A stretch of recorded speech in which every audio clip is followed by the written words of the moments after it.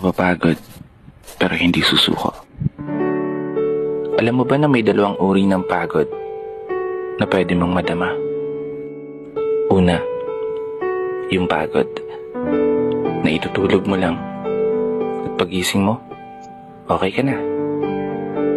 Pero may isang uri ng pagod na talagang kakaiba. Yun ay ang pagod na hindi nadadaan sa pahinga. Isang pagod na magpapahiwatig kung gaano kabigat ang mga problema mong daladala. Pagod na magpapanginig ng mga luha sa mata. Pagod na magdidikta sa'yo para sabihin ayaw mo na. Mapapatanong ka na lang talaga, saan nga bang direksyon ng aking mga paa?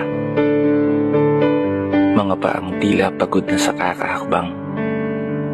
Mga paang ngimay na sa kada tapak sa baitang ng hagdan.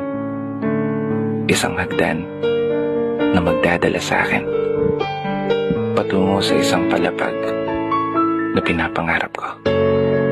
Mapapagod pero hindi susuko. Magpapahinga pero hindi hihinto.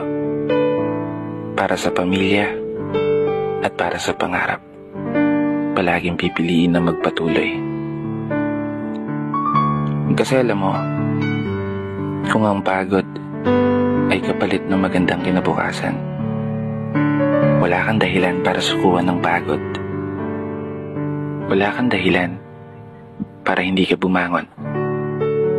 Wala kang dahilan para tuluyang magpalamon sa pagod na magbibigay sa iyo ng mga hamon at pagsubok na susukat sa iyong katatagan at kagustuhang makaahon, kagustuhang umasenso at kagustuhang magtagumpay at tuluyang makamtan yung magandang buhay na gusto mong mapasakamay.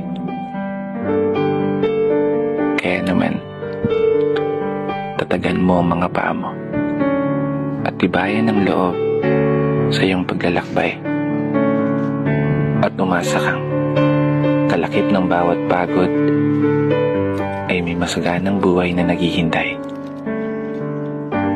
Sige, umusad ka. Dito na nagtatapos. Kaya isang pagpupugay para sa lahat ng mga tao na patuloy sumasabay sa hamon ng buhay. Ako nga po pala si Brother Matt at ito ang aking munting tula. Sana nagustuhan mo.